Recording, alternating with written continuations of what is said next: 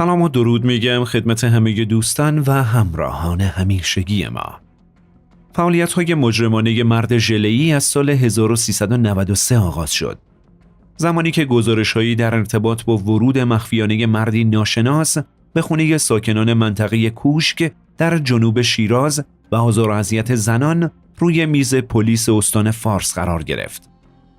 ماجرا از این قرار بود که متهم در نیمه‌های شب از ساعت 2 بامداد تا 5 صبح خودش رو به پشت بام خونه ها میرسوند و با شناسایی خونه مورد نظرش با شاگردی که داشت اقدام به بیهوش کردن ساکنان خونه میکرد. پس از اون با درآوردن لباسهاش بدنش رو چرب میکرد تا اگر زمانی یکی از طعمه‌هاش به هوش اومد و خواست اون رو بگیره موفق نشه. سپس از طریق دریچه‌ها و درهای باز وارد خونه میشد و با تیغ لباس زنان رو پاره و نقشه شومش رو اجرا می‌کرد. پس از اون هم با سرقت طلا، پول و موبایل قربانیان و بدون برجا گذاشتن ردی از خودش از محل فرار می‌کرد. جرایم مرد ژله‌ای به گونه‌ای بود که هیچ کس متوجه حضور اون در خونه ها نمی‌شد. یکی از قربانیان اون میگه: یه روز زمانی که از خواب بیدار شدم با دیدن لباسای پاره‌ای که تنم بود وحشت کردم، اما نمیدونستم چه بلایی سرم اومده. پیش خودم گفتم شاید کار جن بوده. در ترس و وحشت این ماجرا روزها در فکر فرو میرفتم و حتی جرأت نمی کردم به کسی چیزی بگم، تا اینکه همین اتفاق برای دخترم هم پیش اومد و هر دومون از وقوع این اتفاق وحشت زده بودیم که به مرور زمان متوجه شدیم در محلمون مشابه این اتفاق برای چند زن دیگه هم رخ داده. حالا دیگه مطمئن شده بودیم که اتفاق شومی افتاده و زمانی که ما در خواب بودیم فردی وارد خونمون شده و ما رو مورد تعرض قرار داده. به همین دلیل تصمیم گرفتیم شکایت کنیم. اظهارات شاکیان هرچند عجیب به نظر می رسید اما حقیقت داشت. از اونجا که نه یک زن بلکه چند زن با این شگرد قربانی مرد نامرئی شده بودن، تحقیقات پلیسی برای یافتن ردی از این مرد آغاز شد. کارآگاهان به دنبال پیدا کردن سرنخی از تبهکار نامرئی بودند تا اینکه متوجه شدن مرد ژله‌ای به تازگی وارد خونه‌ای در جنوب شیراز شده، اما به محض اینکه اعضای خانواده متوجه حضور اون شده بودن، با به جا گذاشتن لباسهای خودش در پشت بام خونه از محل متواری شده بود. لباسهای این مرد سرنخی بود که میتونست پرده از چهره مرد ژله‌ای برداره و ماموران پلیس رو یک قدم به مجرم و محل اختفای اون نزدیک کنه.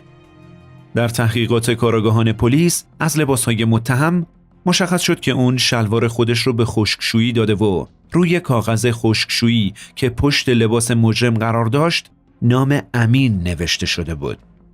حالا ماموران پلیس یک اسم از متهم داشتن و این در حالی بود که افراد زیادی در سطح شهر با این اسم بودن، چیزی در حدود 20,000 نام. و ماموران پلیس طی اقدامات انتظامی و امنیتی گسترده به بررسی نام این افراد پرداختن و در این بین به چند نفر مظنون شدند. این اما همه سرنخی بود که پلیس به دست آورده بود. از اونجا که مرد نامرئی پس از ورود به خونه قربانیانش اونها رو مورد آزار و اذیت قرار داده بود، ماموران تونستن آثار مو و دی ان ای او رو در محل جرم به دست بیارن.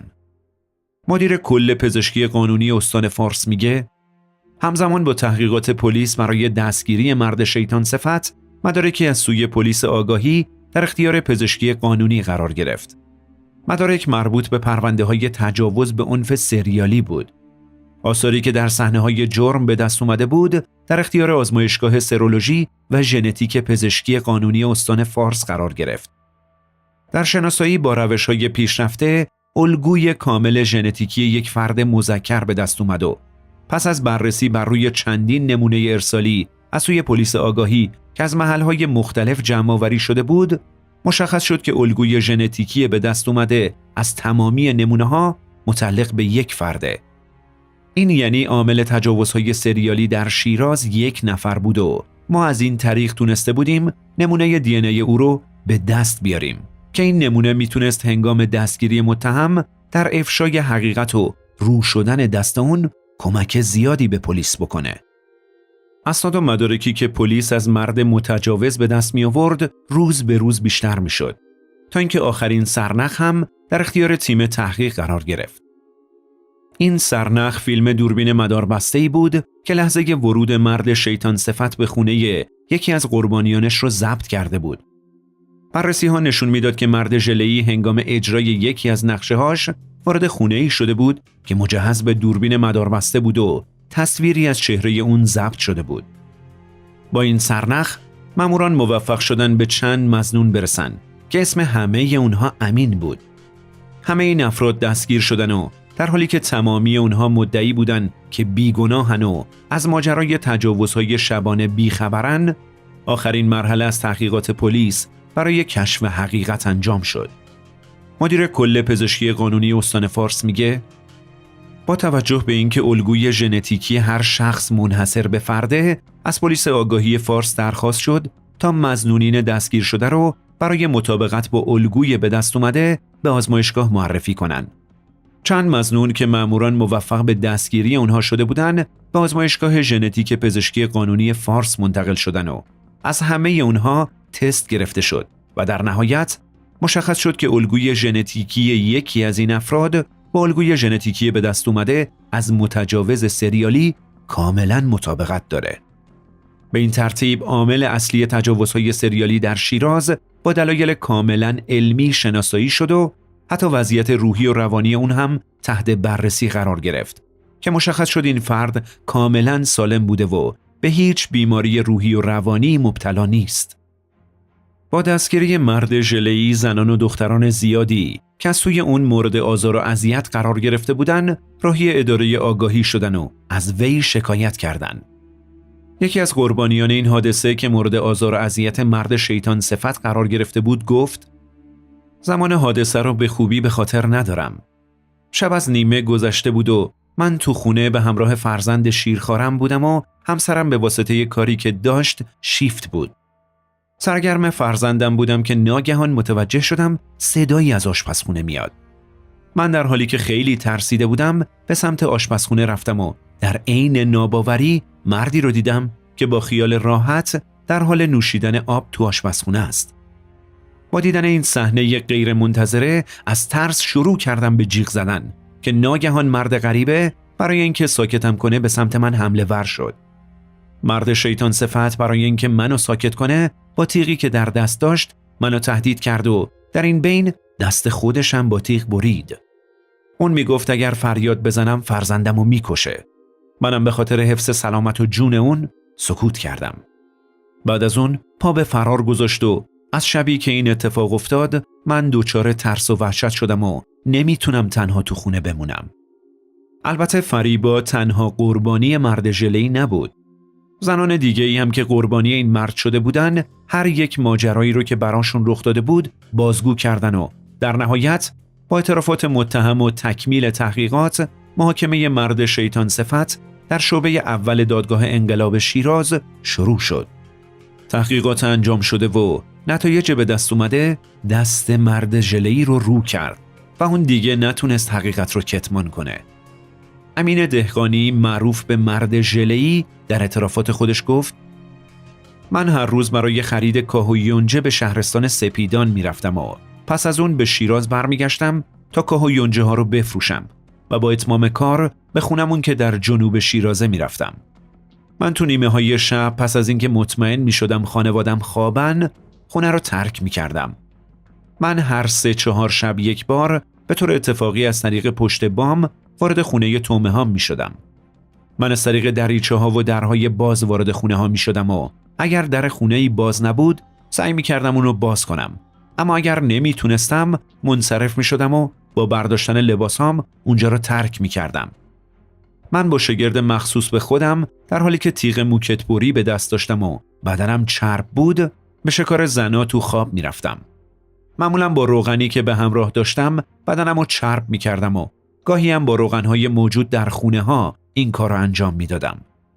امین 20 ساله در ادامه اعترافات خودش اعلام کرده بود که خیلی از آزار و اذیت‌ها رو در خواب انجام داده.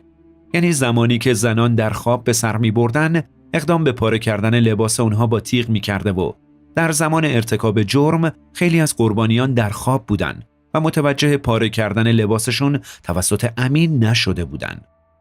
به گفته امین در این بین اگر مردان خونه متوجه حضور اون می شدن به راحتی پا به فرار می گذاشت. اون گفت بارها شده بود که من با مردایی که در خونه تومهام حضور داشتن درگیرم شده بودم، اما از اونجا که بدنم چرب بود از دست اونها لیس خورده و فرار می کردم. امین به ماموران پلیس و در دادگاه گفته بود که تاکنون در 100 مورد به خونه قربانیان خودش وارد شده و فقط در 23 مورد به اونها تجاوز کرده بود. همزمان با دستگیری مرد ژله‌ای حقایق دیگه‌ای هم درباره پرونده اون فاش شد. متهم که 2 سال پیش به جرم سرقت از خونه یک زن در جنوب شیراز راهی زندان شده بود، پس از آزادی آزار و اذیت زنان رو در خونه هاشون آغاز کرد. ماموران در جریان تحقیقات متوجه شدند که اولین شکایت از این متهم توسط زن جوانی صورت گرفته بود که مدعی بود امین با ورود به خونه اون گوشی همراهش رو دزدیده. اما گویا این همه ماجرا نبود. کارآگاهان پلیس برای تکمیل روند تحقیقات بار دیگه زن جوان رو که اولین شاکی امین بود به اداره آگاهی احضار کردند. زن جوان که متوجه شد مرد ژله‌ای بسیاری از زنان و دختران رو در جنوب شیراز مورد آزار و اذیت قرار داده، لب به اعتراف گشود و اعلام کرد که سرقت گوشی همراهش توسط مرد شیطان صفت تنها جرم اون نبوده. اون به ماموران گفت 2 سال پیش این مرد بدون اینکه متوجه بشم وارد خونم شد و قصد تعرض به من رو داشت، اما به هر زحمتی که بود تونستم از دست اون فرار کنم و متهم که نتونسته بود منو مورد آزار و اذیت قرار بده گوشیم رو به سرقت برد و پا به فرار گذاشت. اما من برای حفظ آبروم به پلیس گفتم اون به قصد سرقت گوشی وارد خونم شده بود. امین مدتی رو به جرم سرقت گوشی در زندان سپری کرد، اما پس از آزادی شکل دیگه‌ای از اعمال مجرمانه و شوم خودش رو در پیش گرفت. با اعتراف متهم در نهایت اون بر اساس حکم اولیه دادگاه انقلاب شیراز مفسد فی‌الارض شناخته و به تام ورود به عنف شبانه به منازل تعداد زیادی از شهروندان و ایجاد رعب و وحشت، حد که حرمت نوامیس و تجاوز در شعبه اول دادگاه انقلاب شیراز به اعدام محکوم شد که این حکم پس از تایید در شعبه 11 دیوان عالی کشور صبح روز 16 خرداد ماه در ملأ عام اجرا شد تا پرونده امین دهقانی معروف به مرد ژله‌ای برای همیشه مختومه بشه. حالا یه سوال، به نظرتون آیا این فرد چرا دست به چنین اعمالی میزد؟ بیشتر قصدش تجاوز و تعرض بوده یا دزدی اموال قربانیانش؟ برای بررسی جزئیات قتل داماد به دست عروس 16 ساله بهتون پیشنهاد میکنم حتما این برنامه رو ببینید. ما همیشه منتظر شنیدن نظرات خوب شما عزیزان هستیم. براتون آرزوی سلامتی و سربلندی رو دارم. پیروز و شاد باشید.